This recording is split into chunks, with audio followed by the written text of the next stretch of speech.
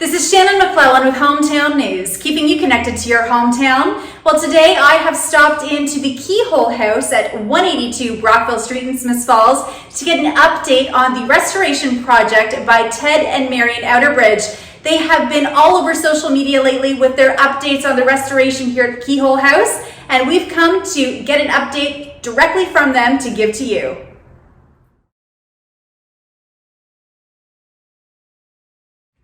So thank you so much, Ted Marion, for inviting me in today to get an update for the community on the Keyhole House. So please do tell us where things are at with the restoration and any interesting finds that you might have come across. Sure. 2.5 years ago, Marion and I walked through the keyhole into this magnificent house.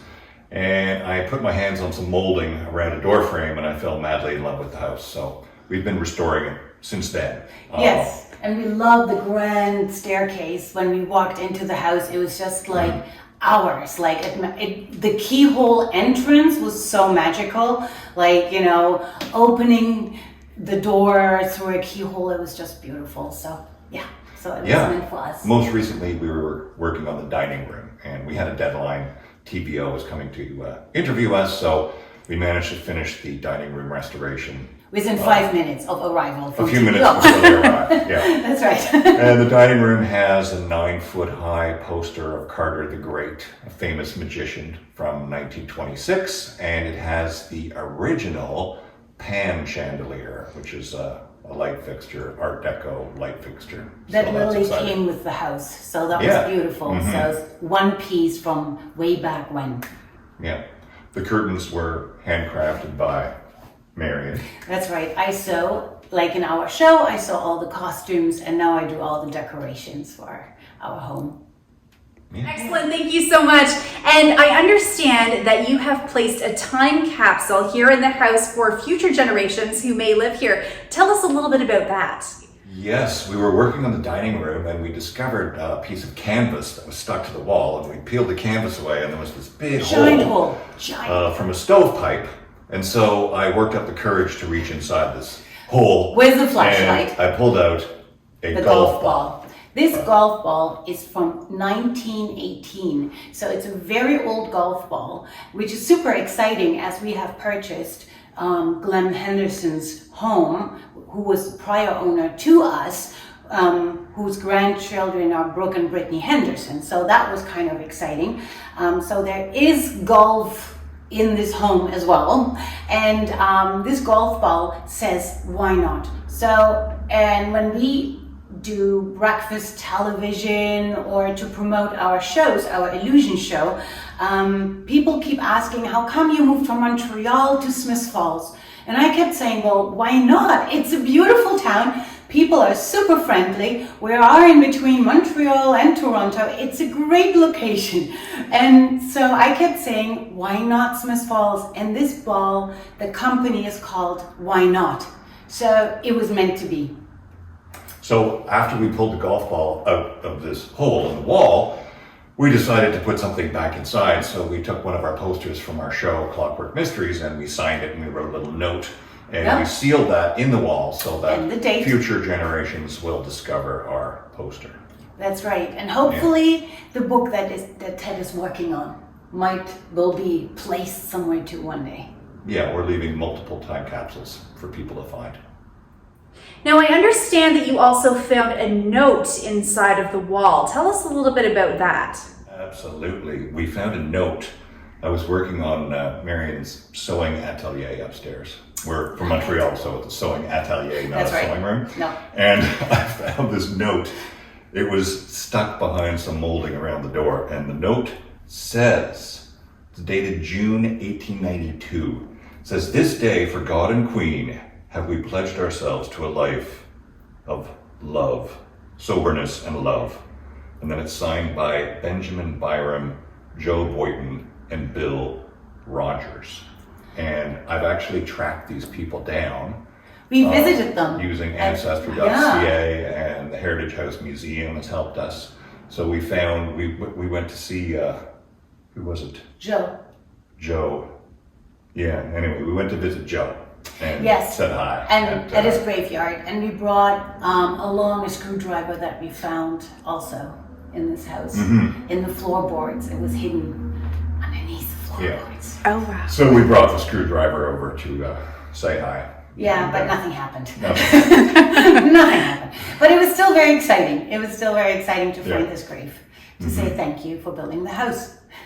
So, but it's really exciting to discover these, like two of these guys were carpenters working on the house, and one of them was the livery man. So he would have been running bricks and wood over here with a horse and buggy. So really exciting to research But them. the most exciting find was actually when we signed for the house, because we learned that this was actually a frost and wood home. So Agnes Lamb, who was a close companion of Alexander Wood, was one of the first owners of this home. So that made it a wood home all of a sudden. She was his niece. She was his niece as well, and close companion, as it said in one of the papers, one of the newspapers we found.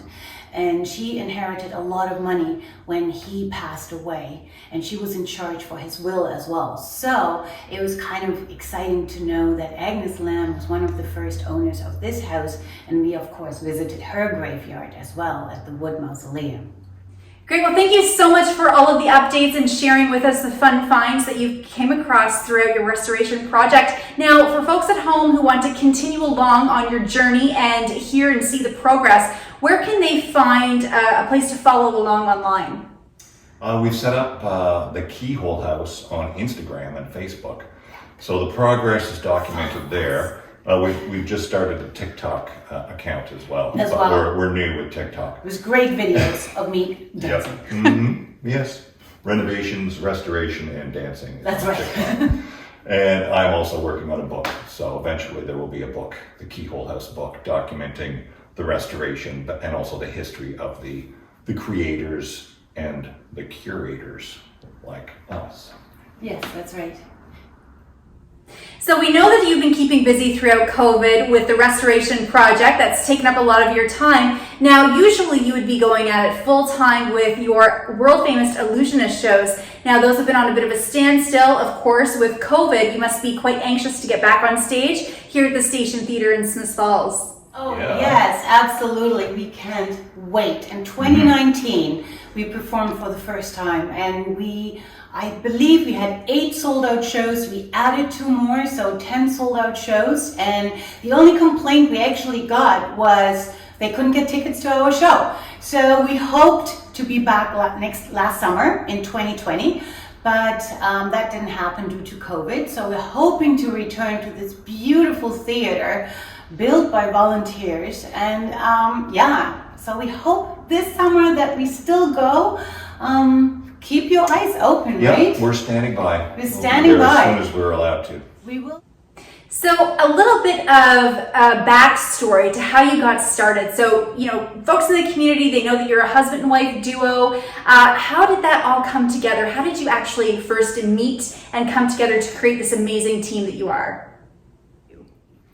22 years ago, I was working with a dancer, and I wanted to hire another dancer, and I was told about Mary. So I was waiting for Mary, and she was in Salzburg choreographing a ballet. Yeah, I was waiting for her to come back to Montreal, and I was going to hire her. And so the day she arrived, she was hired. And, No. well, no, that's not true. There was There was an audition. So we met for coffee. It was a blizzard. Ted was an hour late. I was taking the metro at the time. So anyway, It was a big blizzard. there was a huge Stuck in blizzard, traffic. and Yeah. that was pre-cell phones. So anyway, so I was waiting, had a good book. And he was asking me, you totally fit the look and size and but I have one illusion, and if you fit into my time machine, you get the job. Now I have danced with big name companies and around the world, and I lived in Russia and got my ballet master there, and then look where my career goes. I got to fit in a box. And so And she got stuck. and I got stuck. I couldn't get out. You couldn't get out. I She was was so trapped. stuck. Yes, I was totally stuck. He thought he has to already unscrew everything, but I got out, and I said, well, if Rachel fits in, I should fit in as well. So I tried again, and surely enough, I fit the second time, and I got the job. And then a week later, I already was in your show. Yes, and I tried to be very professional and have a working relationship with Marion, but I failed. And so after a couple of weeks, I asked her out for a date on Valentine's. 10 days. Yeah. I called her and I said, what are you doing for Valentine's? And she said, nothing. And I said, well, I'm doing nothing, so why don't we do nothing together? That was my smooth. That's right, and that was in Smooth line, 1999, which so worked a well. long time ago, Yeah. long time ago.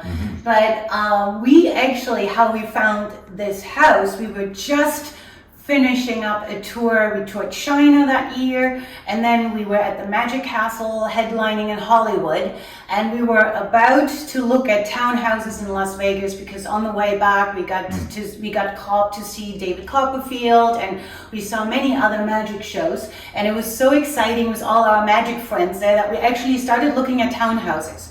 But we decided, let's keep going, let's go back home, back to nice, beautiful Canada. And on that drive, I started Googling Victorian homes. And then Ted says, well, let's check out Victorian homes in Ontario. And that's how we found Smith Falls and the Keyhole House. Yeah, and we found a beautiful house, and we also found beautiful people. And we've told people this story, but when we arrived the first time, we went to Tim Hortons, and a teenage boy held the door open for us, and that just blew our minds because that doesn't happen very often. So we knew we were in a good place. Yeah. So Smith Falls is very lucky to have you both here. You've been a wonderful addition to our community. Now, Ted, you are actually a newcomer to Hometown News. You have joined on to our team of reporters and columnists. Now, you have a column, I understand, called Smith Falls History and Mystery. Can you give us a little bit of a sneak peek into what we can expect in the July edition? Yes, I am so excited. I'm having a great time writing this column. And so the July article is about Matthew Ryan. And Matthew Ryan was the seventh child of a big family from Ireland, and his parents couldn't read or write. He had the opportunity to go to school. He became a carpenter, and then he quickly took advantage of the building boom that was going on in Smith Falls, and he became a contractor. So I'm writing about Matthew Ryan, who was the contractor who built the Keyhole House, as well as the fire station and the wood mill and a lot of incredible buildings here in Smith Falls. So for anyone out there who is looking to read some of Ted's past columns of Smith Falls history and mystery on Hometown News, you can check them out in our archived edition on hometownnews.ca.